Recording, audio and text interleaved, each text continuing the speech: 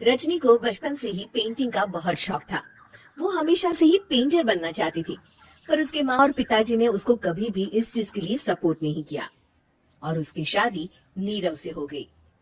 नीरव रजनी को बहुत प्यार करता था, पर रजनी हमेशा चुपचाप ही रहती। वो इस शादी से खुश नहीं थी। वो ये शादी नहीं करना चाहती थी। उसे तो हमेशा से पेंटर जो बनना था। अपने इस सपने को वो नहीं पूरा कर पाई, इसलिए वो हमेशा उदास रहती थी।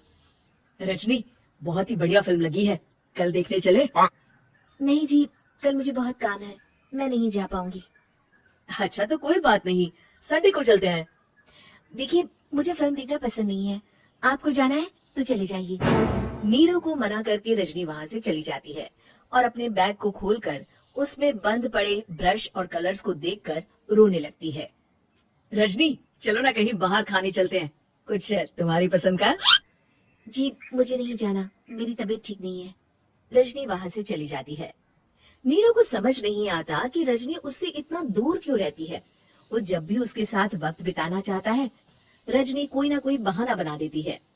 एक दिन घर पर कोई नहीं था। रजनी घर का सारा काम जल्दी से खत्म कर लेती है। घर पर अकेले होने के कारण वो सोचती है कि वो आज पेंटिंग करेगी। वो अपने कमरे में जाकर पेंट ब्रशेस और कलर्स निकालकर जैसे ही कलर मिक्स कर रही होती है कि दरवाजे पर बेल बज जाती है।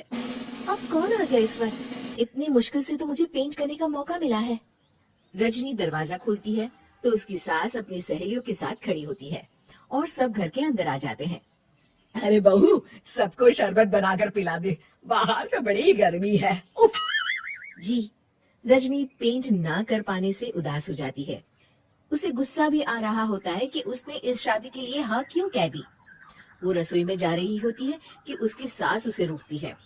बहू, सबके खाने का भी इंतजाम कर लेना, आज का लंच तो ये सब यहीं करेगी। हाँ। रजनी बिना कुछ कहे रसोई में चली जाती है। सबके लिए खाना बनाती है। सब खाना खाते हैं और रजनी घड़ी देखती है कि ये सब कब जाएंगे ताकि वो अपनी पेंटिंग कर सके। जब शाम होती है तब सब चले जाते हैं अपने घर। अरे बहू, सब तेरे खाने की तो बहुत तारीफ कर रहे थे, सबको बहुत अच्छा लगा खाना। आपको मुझे सुबह बताना चाहिए था ना कि आपकी सहेलियां आ रही हैं।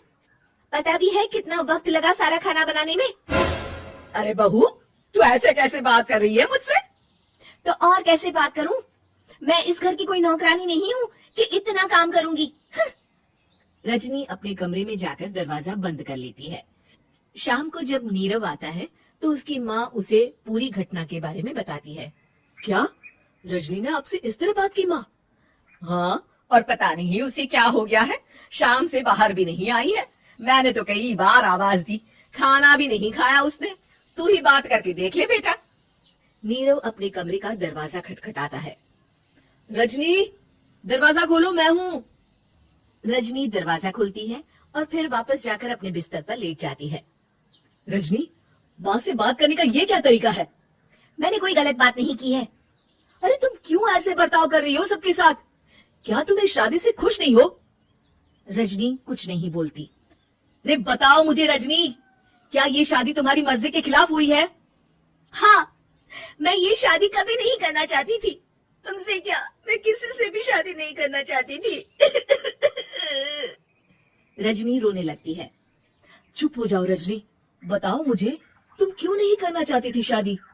रजनी बेड के नीचे से अपने पेंटिंग्स, कलर्स, ब्रश, पेपर्स निकालती है। इतने में उसकी सास भी कमरे में आ जाती है। ये देख रहे हो, ये थे मेरे सपने। मैं पेंटर बनना चाहती थी, पर माँ पापा ने कभी सपोर्ट नहीं किया और मेरी शादी करवा दी। मेरे सारे सपने टूट गए। हर वक्त बस गुस्सा आता रहता है मुझे।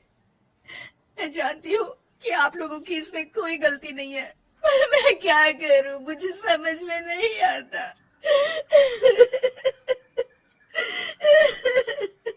रजनी फूट फूट कर रोने लगती है। मुझे माफ कर दीजिए, आप दोनों के साथ मैं बहुत बुरा बर्ताव कर रही हूँ। अरे रजनी बेटा, चुप हो जाओ तुम। नीरव पानी लेकर आता है। ये लो पानी पियो और शांत हो जाओ। रजनी पानी पीती है और उसकी सास पेंटिंग्स देख रही होती है। अरे नीरव, हमें तो पता ही नहीं था कि हमारी बहू कलाकार है। अरे कितनी अच्छी पेंटिंग्स बनाई है देखो तो। ये वाली तो मैं अपने कमरे में ले जाऊंगी। आपको ये पेंटिंग्स अच्छी लगी? अच्छी नहीं, बहुत अच्छी लगी। और तुमने हमें बताया क्यों नहीं? तुम जब चाहे पेंटिंग कर सकती हो रजनी। हम तुम्हारे सपनों को पूरा करने में तुम्हारा पूरा साथ देंगे। हाँ बेटा, हम कला की कद्र करते हैं। हम कलाकार तो नहीं, पर मुझे गर्व है कि मेरी बहू एक कलाकार है। रजनी, नीरव और सास तीनों हंस पड़ते हैं।